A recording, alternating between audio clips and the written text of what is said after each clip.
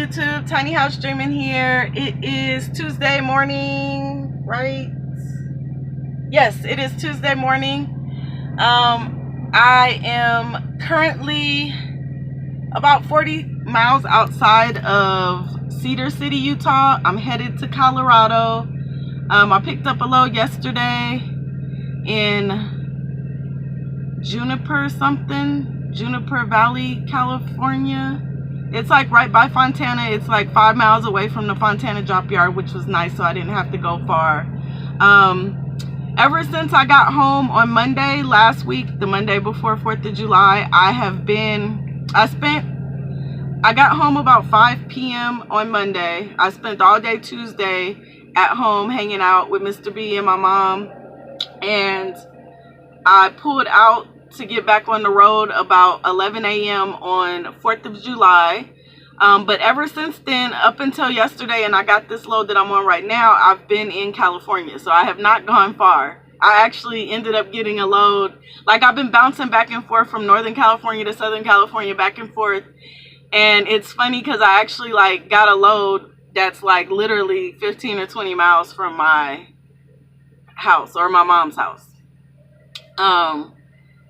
But I didn't go home. Like, as soon as I got there, I needed to take my 10-hour break, and then I ended up going to Monterey from there and coming back to Fontana. So I've spent a few nights this week at Prime's Fontana drop yard, just because I've been in the area, and it's pretty easy to, like, instead of trying to find parking at a truck stop, if you're close, or at least for me, because I've been keeping like food and stuff in the truck, so I don't have to really worry about going to a truck stop for that type of thing.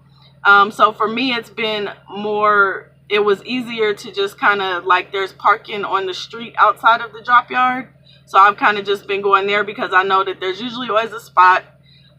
It's right there, and it's close to a freeway. So like on and off, and I mean, I don't go out of my way to go there, but if I'm in the area, I will stop there and sleep. So I think I've done that like 3 nights during the week, I believe. Like, got my 10-hour break there. But yeah, I'm happy to get out of California because diesel prices are crazy. Prices are crazy in California. So I've been wanting to get out of California since I left home. But this is the first opportunity I've had to get out of California, and I'm happy to be out. But yeah, I think I told you guys I'm headed to Colorado to a Walmart. My bad, guys. My phone just completely died in the middle of my video. So, but anyways, I drove through Vegas last night, and I guess someone I noticed from Vegas said that it's monsoon season out there right now, which I've never been through a monsoon, so that was something new for me. And I was like, is a monsoon like a tornado? Like, what is a monsoon? But I guess it's just like a lot of lightning, thunder and lightning and rain and stuff, and like hot weather or something. I'm not really sure exactly what a monsoon is. I guess I should Google that. But from what I was told, I drove through one last night, which was pretty cool because that was my first monsoon experience. But for miles, leaving Vegas, and I think maybe until I got to like, I don't know, like Mesquite or something, like maybe a good hour outside of Vegas, like it was just not a lot of thunder, but a lot of lightning. And it was beautiful. Like, coming from the Bay Area, there's so many high rises and stuff that when there's lightning, you don't really see it that well, or at least from like the places that I live at, you don't see it well. So it was pretty cool to like see it so very clear. And on Interstate 15 at night, like, it's really dark. So like, it's definitely like the definition of all the lightning was like very visible. I got a little bit of footage of it, and I posted it to my Instagram, but not that much. But it was really cool. And then I went through a couple pockets of like really hard rain, which was cool because my truck got a bath and it really needed it. I still need to go to a truck wash at some point, but I also need to get back to a terminal because my oil change is due. My first one on this truck ever is due in like 200 miles or something. So I think after this load to Colorado, I'm going to try to get routed to maybe Utah and take care of that. So maybe I'll wait to get a truck wash until then, just because it's cheaper at the terminal. But anyways, guys, the point of me coming on here also to say hello and to give you guys an update, because I've gotten a few emails and stuff. I take too long to like update you guys, and I realize that I usually have every intention of making a video, like I tell myself, okay, today I'm gonna make a video like 10-15 minutes letting them know what's been going on for the last few days, and I'll do it once I stop for the night, like when I start my 10-hour break, or I tell myself I'll do it when I wake up in the morning before I start driving. Like right now is one of those instances before I start driving. I'm actually at a rest stop that I spent the night at here in Utah, like beautiful mountains and stuff to look at in the vastness of it all. But yeah, I usually have the intention of letting you guys know what's up, and then I get caught up in pre-tripping, or like if it's at the end of my shift trying to find a shower or somewhere to park, you know, or fueling up or doing whatever, cooking, because I've been cooking on the truck. I'm gonna make some videos of that as well. I need to get like a stand thing that holds my phone up, like that can, like a tripod-y type thing that I can put my phone in, because it's kind of awkward. Like as I'm trying to cook, I tried to film like twice already, like 2 separate occasions, and I just haven't been able to like prop my phone up where it stays long enough propped up and gives you guys a clear view of me cooking. So I do plan on like posting to just let you see what the type of stuff that is possible out here on the road. Like I know Junior Honduras, he has this pretty cool like little tripod-y thing that's like bendable, and he can bend it in a way that he needs to get the right angle for whatever he's doing. I'm gonna try to like get to, I don't know where he got it, probably a Best Buy or something, and I'll try to grab one. But yeah, so that's the reason why I haven't updated you. So I think what I'm going to try to start doing this week, and I'll see if it works out for me, is I'm going to try to do, instead of like a 10 or 15 minute video, I'm going to try to do smaller clips, like as I stop at a truck stop or a rest area, or take my 30-minute break, or get to a shipper and I'm sitting.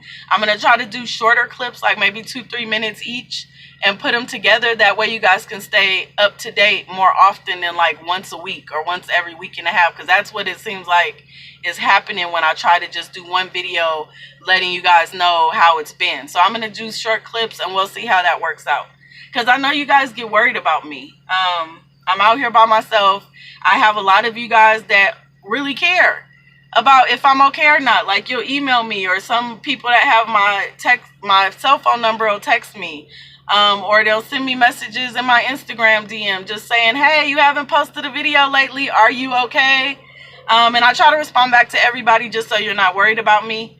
But I appreciate the love. Thank you so much. Love you guys back. But I will do my due diligence isn't the right word. I will make an effort to update you guys more often so you know what's going on. I think I said everything. But anyways, the last day or two, I was able to make the last clip I needed of like my truck tour. And that was like the sleeper berth part. I hope that I tried to like think of everything that you guys would want to see. So hopefully I got everything. As always, if I missed something, or you're curious about something, or like how big a certain space is or whatever, I always leave my email in the description. You can shoot me a comment here. You can DM me on Instagram. However you want to ask your question, and I'll definitely try to address it. If there's anything that you want to know in a video, let me know, and I will make sure that I touch on that. Somebody asked me, now that I've been driving an automatic, do I like manual versus automatic? I definitely like the less thought that needs to go into the automatic, because the truck does it for you. However, there's like this, what is it called? Adaptive cruise control, I believe is what it's called on these newer trucks. And that's kind of weird, because like I'm used to when you put something on the cruise on the manual, at least, or the couple I was in, like it will go that speed. This adaptive cruise control, like somehow it knows, like I guess there's some kind of built-in maps of the United States or whatever, or the terrain, and it knows when you're going up a hill, when you're coming down a hill, stuff like that. So it'll alter the speed by like, I think it'll go under the speed by 4 miles and over the speed by 5 miles, I believe. Don't quote me, but I believe that's what it does. So like if you're going up a hill and it knows that you're about to go down a steep hill, like the truck will start slowing itself down even below the amount that you have set on the cruise control, because it realizes that you're about to come down a downgrade. And like just different stuff like that. So, and like it seems like the sensor on these automatics are a little bit like the distance warning and stuff is a little bit more sensitive than the manual. But I do like the fact that you don't have to worry about shifting. You still look at your RPMs, but you're not paying too much attention to your, you know, like when to shift, whatever, because the truck is doing that for you. You have the ability to like upshift or downshift if you need to with the paddle, but for the most part, you don't really need to. The truck's pretty good at knowing what gear to be in for the most part. It is a 12-speed, so like knowing the miles per hour is kind of different than the 10-speed, which the manual was, or the ones that I was in were. But overall, I will take automatic over the manual. Because of that adaptive cruise control, you don't have as much,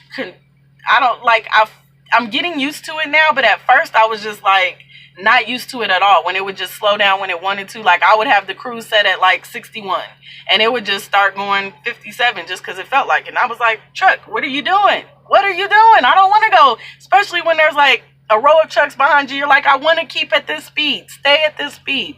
But there's a reason why it's shifting itself down or whatever. So I've started to get used to that. But in the beginning, I did miss the control that you have of the speed when you're in a manual. Like nothing is downshifting for you or upshifting it. You have the control, but you do learn to give that up.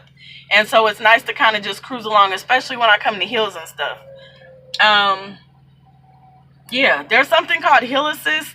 I watched the Prime videos a couple times, and there's been times where I have not been able to get it to come on going down a hill, or Descent Assist or something it's called. So I'm going to have to figure that out. David has an automatic. He seems to like know his truck pretty well. So I'm going to ask him for like a tutorial. David, if you're watching, I'm going to be asking you for help on that, because I'm not sure if I'm doing something wrong or what. I'm sure it's operator error. I just have watched the video and I'm like, I'm doing what the video says. Why is it not working? I don't know. But anyways, guys, I've talked long enough. I'm going to include the clips of the truck here. Hopefully you guys enjoy it. Everybody that's driving out there today, drive safe. And everybody that's going to work and stuff, enjoy work. Have a great day. Just overall, everybody have a safe, productive, great day. And I will talk to you guys soon. Okay, bye.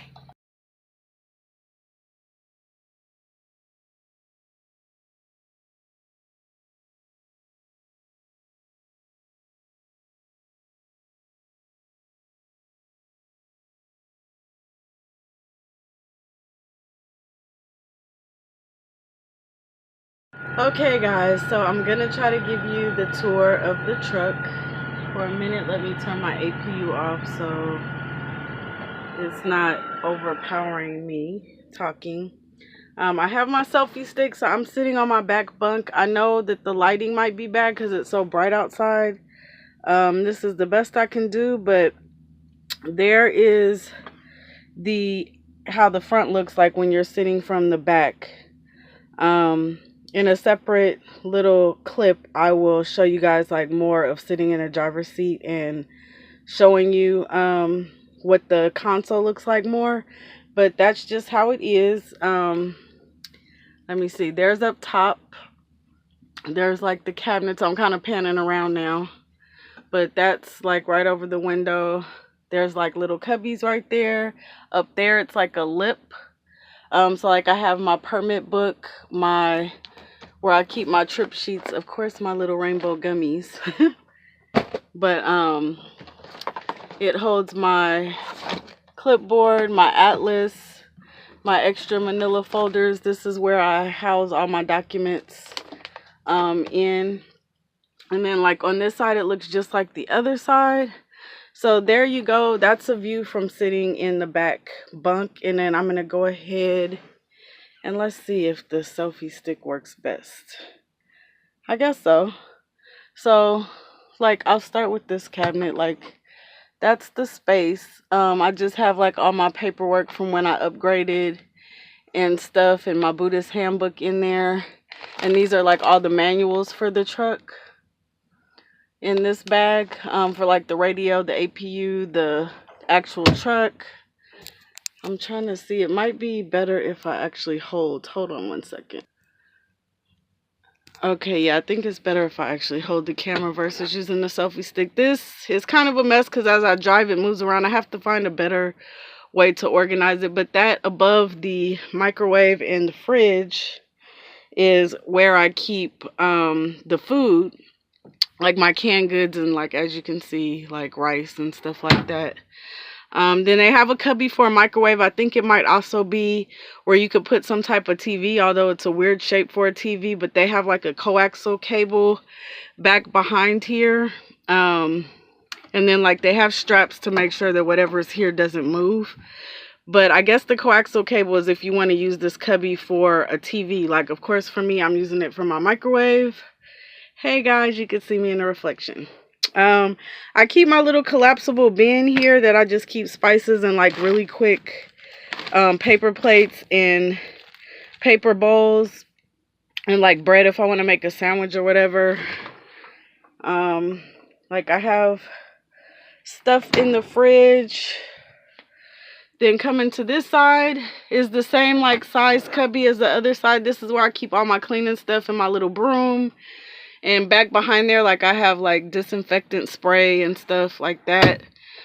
And this cubby up here is where I keep like my towels. I have my Tide Pods. I keep my underclothes in that cubby. And like, so it's kind of, I can just pull it out and grab something before I go into the shower. Then you have your closet area with like little one compartment. My little flamingo, she keeps all my quarters for when I do laundry. And then I have command things.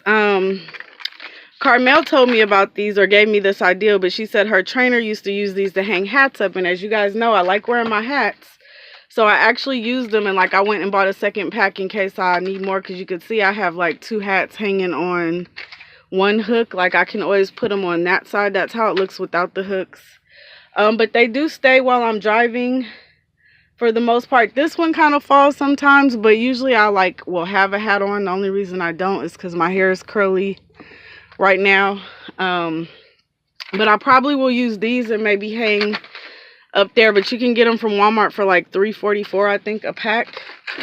So, but yeah, this is the closet. Like I keep my shoes, not tennis shoes, I keep those under the bunk, but like I wear sandals, and you can see how they're super clean, but I wear sandals in the truck because whatever shoes I'm wearing for the day, I keep over there under my steering wheel, and I don't wear them back on to my floor. So I keep my floor clean by keeping my sandals out, and those are just like, what you see is the sun reflection. Like it's not actual dirt. It's the sun. But yeah, my cup holder broke.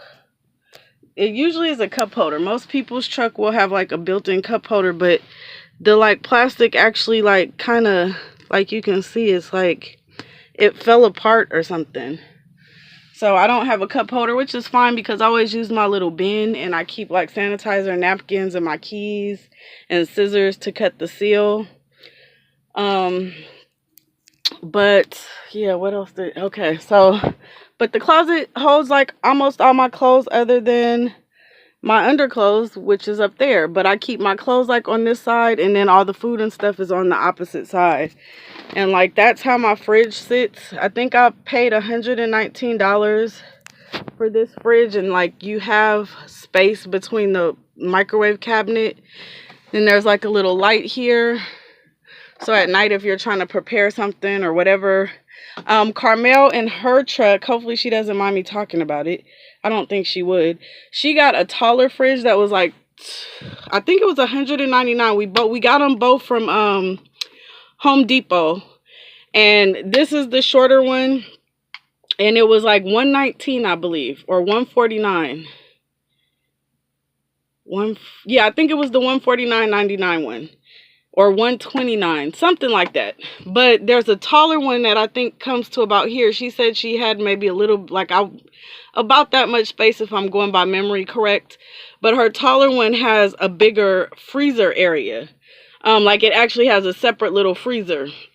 So I kind of wanted the more space here because I have my flat screen TV that I might like hook up and stand it up here once I get like Wi-Fi. I don't know, maybe I won't even like bother with the TV. It just depends, but I did want the space in between here and here. So I ended up getting that, and also because I did get the one she got at first, and I carried it and lumped it into the truck, and it didn't fit under the straps. Like, the straps are the same straps that strap the microwave down, and I didn't really feel comfortable driving with the fridge not hooked up, although it's heavy enough where I don't think you would have a problem, but I'm just kind of finicky like that. Oh, I'm getting hot. I gotta turn the AP back on. Sorry, guys.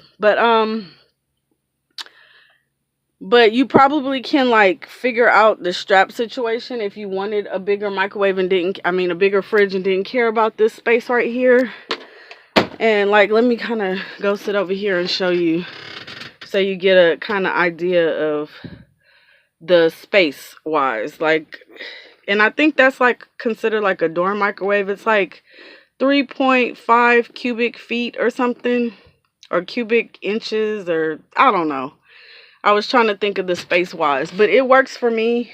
And then here's a picture, or like an idea. Like, I have my little rug, and I like that rug. It's like one of those rag rugs from Walmart, but it's like easily washable. Throw it into a washer and just wash it like you would any other clothes, because it's basically like, I guess like cotton material just kind of weaved together or something. But that's where your heat comes out. That's where your air comes out. Then you have your two little plugs. There is a plug, this DC plug behind where the microwave's sitting and behind where the fridge is sitting. Because some fridges for trucks, you can get truck specific fridges that instead of having an AC plug like you have in your home, it has a DC plug. So they have both outlets, so you don't have to worry about that. That's my inverter. And like, that's my, I do have one of these, I forget what they're called off the top of my head, but that I use to like charge my phone and stuff when I'm not driving. When I'm driving, you can see the cords up there. But this inverter that comes in the truck has 3 plugs. Excuse my broom, but like, there you go. You can kind of see. So this is the fridge plugged up here, and this goes to this. And when I'm not using it, I kind of just tuck it back there. What else would you guys be interested in? I feel like I'm not doing this video justice. I'm super hot. My APU didn't come back on. Okay, there we go. I turned the lights on so you guys could see the type of lights that are in here. And there are 3 separate, so here's when you're sitting or laying in the bed. This is your APU, how to adjust. So like, I had just pressed this in to turn it on, and it should come on in a moment. Or maybe, there we go. When the truck is going, this is what controls the heat or the air back here, the heat or the cool, and like the speed and the, I don't know if you, okay, there's a vent and there's a vent. What I don't like about this truck is there's no vent up high. So like, if somebody was on that second bunk, they would be really hot. But anyways, let's see, this is the light source, and it's like 3 separate lights that control that. So one light controls these round lights that are in the middle. One light controls this, so that's 2, and then the third light controls that long strip of lighting. So here, let me show you. Like, one of them I just turned off, and see how the strips went off. Then I turned the ambient light off, and then see how that one is the last one. That's the dome light, and it has a separate turn off mechanism. So that's what the lights look like in the truck. Of course, I do have curtains that pull past the sleeper to like separate the sleeper. I just have them hooked up and back because it's the middle of the day, but that's how they hook up. And then of course, when they're drawn, you only see the front chairs. You can't see like the cabinets or whatever. They come straight across the back of the chairs. And I guess maybe you guys want to see the top bunk. In this newer model, it has a ladder, which the older models, there's actually a cabinet built here where the fridge is. So there's like a step here, and then the way that the cabinet is over here is different, and there's a step here and you have to kind of like climb up, which is kind of hard for a short person. I always kind of struggle with that in my trainer's truck. But the way you pull this is you close that, and then this is how it looks if you like are training or whatever, or you're a team or whatever. That's how it looks when you keep the top bunk. I usually always keep my top bunk up, but if you keep it down, this is what it looks like. This is the space, and let me see if I can remember how to there we go. So I guess I'll just give you a full gist of what it's like. So that's what it's like with the ladder. And let's see if I climb up here. I have never actually been up here in my own truck. But this is, it does come with, you know, like when you get your truck, it doesn't have a mattress up here, but you go to detail and you have them give you a mattress for it. I haven't took my plastic off yet. But the latches is how it latches up and holds. Those speakers you see is a way that you can, whoever's listening to whatever up front, you can listen to it back here, or you can mute the music. Where the light switches were, there's actually a mute button. There is a little light up here, but as you can see, there's no air vents. So all the air is blowing down below. I mean, if you keep the truck cool, then the person up here is good, but you know, like there's nothing blowing directly on you, which I really don't like. One thing I'm trying to figure out how to utilize this space above the two cabinets, and you have that same space on this side. I was thinking about how could I put like a cargo net or something, or like maybe, let me get down. Okay, I think I might have to put you guys down for a second. Hold on. Okay, so it's back up, but I was thinking about maybe even using oh, and I guess I didn't show you guys, there is no glove compartment on this truck. Like the old models, there's a glove compartment right here. This truck doesn't have one. They do still have the side pockets, and they have like a little pocket here is where I kind of throw my miscellaneous receipts until I get ready to do something with them. But instead of a glove compartment above both seats, like have one you can see on that side, and then this side has one, they have like little cubbies, which I guess works as a glove compartment. So if you're a team, like this is kind of where I keep like maybe snacks, or I keep my yellow vest, I keep my hair thing that sometimes when my curls are in my face or whatever and I'm trying to do something, like I keep my hair thing, my vest, I have my little pouch with my sunglasses in them. So like whatever you want to keep up there. Some people keep snacks. I keep like 1 or 2 like crackers up there because it's easy to reach to when you're sitting in the seat. And then like your passenger, or if you're a team, like who, you know, like you guys can both have a side and you can kind of keep your stuff that you would need while you're up here instead of having to always drag it. Like if you have chargers you like to use or whatever, you can keep them up here and it just makes it more convenient. But that's, I call it the glove box. I don't really know, you know, of course it's not down below where a traditional glove box is. If you have a CB radio, it would, I don't know if you guys can see. I feel like you can't. Okay, the CB radio, like there's connections in here that hook up to a CB. So that's where that would live at. Well, that's what they made that cubby for. And then this cubby just has a lip. So like I have my highlighters here and just my folders that I put all my paperwork. And like you can see, that's how I do my paperwork, by writing the date, the trip number, and the company name. I got that from my trainer. Thank you, Carlos, for, that's how he used to do his stuff, so I kind of just kept with it. What else might you guys want to see? I mean, it does have the traditional little windows that the older models have, both sides, and then there's that window that I have all my pillows stacked in front of, and that window I hardly ever open them, just because at this time of year it's so hot that like the hot air doesn't really help any. I don't know what else you guys, okay, they do have this little cubby that's under, like, here, let me see if I can back up to give you guys a good perspective. So that's the closet that I showed you guys with my clothes hanging in it. There is a cubby. That down there is nothing, like it doesn't open or anything. But that little cubby, it's not, it has, like, this is where I keep my vitamins and my water. But it has, and see, here's, I just shoved my cup holder that broke.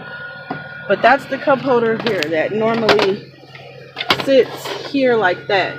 So see, in a normal, but see, mine, those holes are where the screws go, but the plastic, I don't know if you can see, like the plastic actually like got brittle or something and broke on them. So yeah, I don't know. I mean, I didn't really use it, so I don't mind. But back behind here, I don't know if you guys can see, there's a blower, like a hose that goes to the air, that blows the air. So like you can't really put stuff straight back here. Like there's only a little space above it, but this side of it you can use. So it's not like, when you look at the cubby, it's not a full cubby, but there is some kind of storage space there. And like the mute button I was telling you guys about, let me turn the lights back on. See how this right here, if you have the mute on, sleeper mute, then the speakers that's up above in the top bunk, it'll mute them. So whatever the person in the front's listening to, like if you're a team and you're trying to sleep and they're listening to the radio, you can mute the speakers back here so you're not bothered with what they're listening to. Although nowadays so many people have Bluetooth that like they can listen to it through a Bluetooth or whatever, and then it would be nice and silent.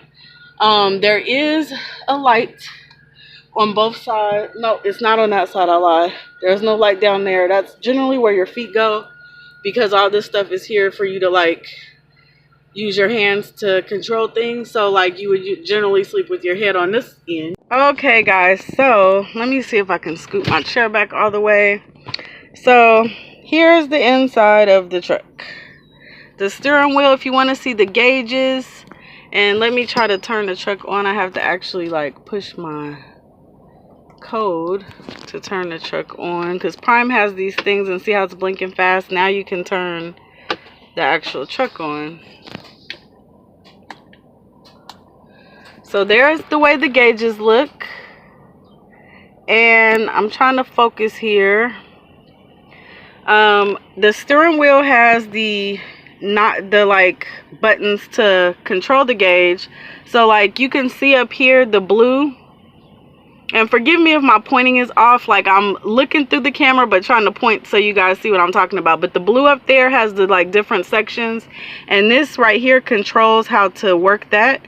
So like right now it's on the miles per hour, and if I go down, this is the screen that tells you, anybody that's in an older truck, like I was always in the older manual trucks where the options here look very simplified compared to this, but this is what tells you like how far the car in front of you is going. What else does it tell you? Like the speed that they're going, and like it'll have a picture of a little truck here, and it'll be like a big truck if they're super close, and as they get further away from you, the truck will like fade off into the distance, and like it'll tell the miles per hour that the truck's or car or whatever's in front of you. It has a picture of a truck, but it could be a car or whatever. Whoever's in front of you, it'll tell you the distance they are in front of you, and the speed. And there's something else it tells you. I forget what the like third line says, but that's that. Then if you go over and see, as I'm scrolling over here, you can see both. See how it's changing through the options. So the next one is just vehicle settings, and like I'm scrolling up, so it kind of scrolls through different things. Then if I go over, it's the settings. This tells like through your radio you can connect your Bluetooth, or like if you have the auxiliary plugged in, which like I have my cord, so when I want to listen to like my YouTube playlist or something, I plug in the auxiliary. And I mean, I could hook it up through Bluetooth, but I don't really like the Bluetooth just because it's too complicated for me. I'm a simple girl. I like to just plug in a cord and be able to work things on my phone, because I already know how to work them on my phone. But this will tell you like you're hooked up. Like right now it says phone not connected because like I just said, I don't like to use my Bluetooth, so my phone's not connected. But if your phone is connected, when you're on the phone with somebody, it'll tell you who you're talking to, how long you've been on the phone. It'll give you your battery level. So like if your battery's dead, it'll know your battery's dead. What else will it tell you? Like if you're plugged up to auxiliary, like when I plug my phone in, which let me see, I don't know if it'll change. You guys might not be able to hear me. Let's see. Nope, it didn't do anything. But when I'm driving in my auxiliary cord, it'll tell me auxiliary in. So like it knows what you're doing, but that's the entertainment little tab. And what else is here? Oh, like right there, because I do have my auxiliary cord plugged here into the radio, so I guess it knows that even though it's not plugged into my phone.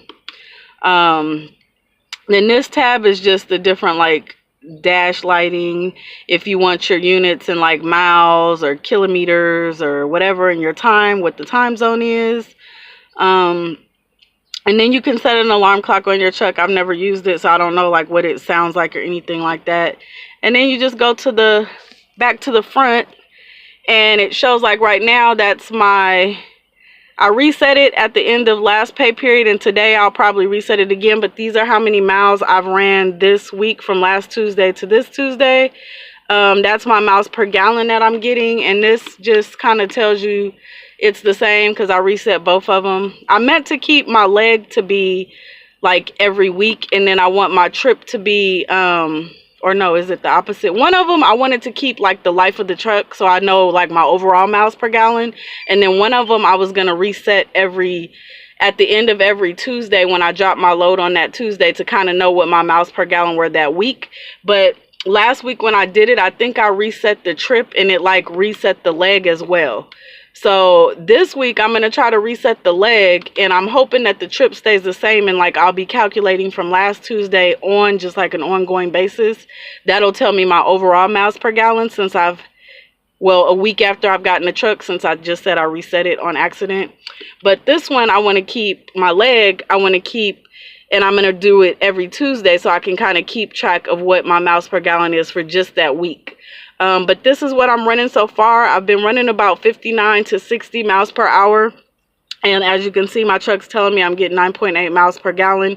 The 46 miles per hour is like, it takes in all of your driving. So like the street driving when I'm not driving that fast or different things, like it's kind of giving you an average, which I guess averages out to 46, but I'm not like doing 46 on the highway. So don't think I'm going that slow.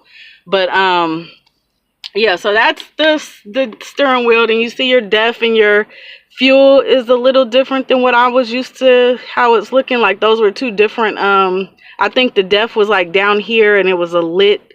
It wasn't a hand, it was like a lights. 4 lights was full, 1 light was empty. And now it's all in one gauge. Your air pressure, your primary and secondary, the silver is your primary. And the blue, like see how down here it shows blue is secondary, but they're 2 separate knobs there. But yeah, then you have like your little air venty things. Here's the console over here with your gauges, like your right weight. One day I'll do a video on that, like your tandems and your right weight or load scales, so you guys know what that's about. I mean, if you're a trucker, you already know what that's about. But for you, those of you who are coming out here and don't know, I'm going to do a video on this to like show you how that works with your tandems and all of that. But these are just your gauges, your air filter gauge. This is that Duran system that's hooked to the little things that are on the tire that, what am I trying to say? That I showed you guys in the last video where it monitors your air pressure and stuff. If you want to check your air pressure, you can hit that button. And I think the truck has to be on because that's how it like builds the air pressure. But like this, and if there's an issue or something, it'll say off, on, yada, yada, yada. Before I take you to the back of the truck, let me get my cords out the way. So yeah, this is the kind of phone holder I use. So when I'm driving, my phone's right here. I know a lot of people use other ones, but like I like to just tuck my little cords. This is just my battery cord that's hooked over here. and my auxiliary cord. I just, when I'm not using them, I keep them tucked away behind there. But I forgot to show you guys these as well. These are the like different little buttons. Of course, you have your air brakes and your tractor brake. I mean, your air brakes for your tractor and your trailer. Then you have your different dome lights and stuff. Light test. This is a button that's new to me. I don't know. Some people might have had this. I don't know. Like, I've never been into 2017, so I don't know what their buttons look like. But it's hard sometimes when you're solo to do a light check to actually test your outside lights. So what this does is if you push it, it goes through all the lights, and you can actually see them in here. Like your turn signals will come on, your flashers, your high beams, your regular lights, like all the lights on your truck will get tested. So like you can push this and it goes through like the cycle maybe 4 or 5 times, enough for you to be able to walk around the outside of your truck. And you just literally go outside and you kind of walk around and you check all of your lights. So it makes it easy for you to do it yourself. And then these are all the interior lights. This is the utility light. So when you're coupling up to a trailer or uncoupling, if you need help to like look at the glad hands and stuff, this is like outside right behind the sleeper berth on the outside of the tractor. This is if you get stuck in snow or mud or something. This, I believe, is your lane alert. So like when you drift on a lane, when you're going on the freeway or the street or something, there's this annoying sound that you get. And sometimes it's like impossible to not drift, not because you're doing it on accident, but like if you're going through construction or something where you have to like drive on the line, they have a way to disengage it for a little bit. I believe that that's what it is. I haven't actually had to use it in this truck, but I think that that's the button. And then you have your overdrive and your engine shutdown. I'm not really sure like why a person would use that. So I don't know. I don't even know if my other truck or my trainer's truck, like for some reason this button just doesn't seem like familiar to me. This is Prime's panic button. If you push this, like you're in a situation, maybe you're getting robbed or something like that, you push it and you don't have to actually talk to somebody. It will engage something in Prime and they will send like emergency responders to your location based on your truck's GPS. So you never want to really push that because they're not like calling you or making you talk to them. They're going to assume that you're in like a panic situation and they're going to just go ahead and send the authorities to you to make sure that you're safe wherever you are. So if you have kids in your truck, make sure that you like somehow let them know that that's not to be like played with or whatever. This is your inner axle. I think it's called differential or something like that. I don't really know when you would use that. I've been meaning to ask somebody like what's a good situation for that. This is your air slide. So this helps you slide your fifth wheel. It engages like the little locking pin on your fifth wheel. So you can slide it back and forth. And then this lowers your airbag. So when you're uncoupling from a trailer before you pull out, you want to deflate your airbag so your truck lowers and you can pull out smoother. There probably is other situations where you might need to use this to lower yourself a little bit to come under a trailer when you're maybe coupling to it. But I usually only use it when I'm detaching from a trailer, but that's what that is. And this is just a cubby. Like I keep all my like different people I've met at Prime business cards here. And then I have like this little generic lotion, which is pretty good. I don't even remember where I got it from. But yeah, and then you have your controls. There's another air vent, but like your Qualcomm is in front of it. But I think I showed you everything now. So this is the truck. And then this is my lovely little flamingo. I have not named her yet, but she's beautiful. She matches my keychain and she just keeps my key company down there. But there you go. So that's the front, and then I'll come back with the back.